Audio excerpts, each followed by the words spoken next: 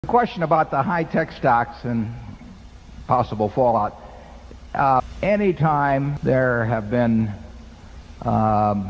real bursts of speculation in the market, that it does get corrected eventually. Ben Graham was right when he said that in the short run it's a voting machine, in the long run it's a weighing machine. Sooner or later, the amount of cash that a business can disgorge in the future governs the value it has, that the stock commands in the market.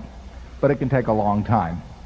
And it's a very interesting proposition. For example, if you take a company that in the end never makes any money, but the trade changes hands representing a valuation of 10 or 20 billion dollars for some time, there's no wealth created. There's a tremendous amount of wealth transferred.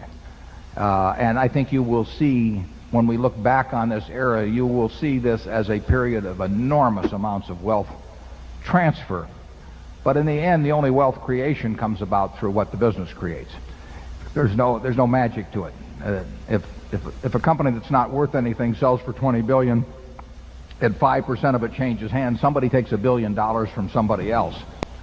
But investors as a whole gain nothing. They all feel richer. It's a very interesting phenomenon, but they can't be richer except as a group unless the company makes them richer.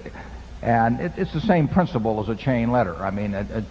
If you're very early on a chain letter, you can make money. There's no money created by chain letters. In fact, there's the frictional cost of envelopes and postage and that sort of thing. So the net, there's some money destroyed a little bit. And there's money destroyed by the frictional costs of trading and investing. That comes out of investors' pockets. But the manias that periodically take place, and not just in stocks. We had a similar mania. Well, I'm not necessarily similar. We certainly had a mania in farmland here in Nebraska 20 years ago, and land which couldn't produce, we'll say, more than $70 or $80 an acre would sell for $2,000 an acre at times when interest rates were 10%. Well, that math will kill you.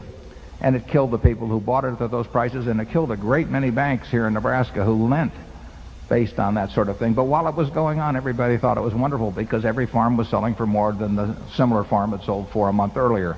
And it was momentum investing in farmland.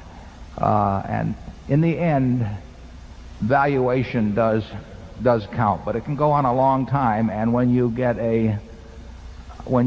a huge number of participants playing with ever-increasing sums, it creates its own apparent truth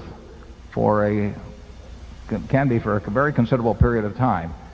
It doesn't go on forever. And whether it has fallout to the whole economy, like it probably did in the late 20s, or whether it's just an isolated industry or sector where the bubble bursts and it really doesn't affect other values, who knows?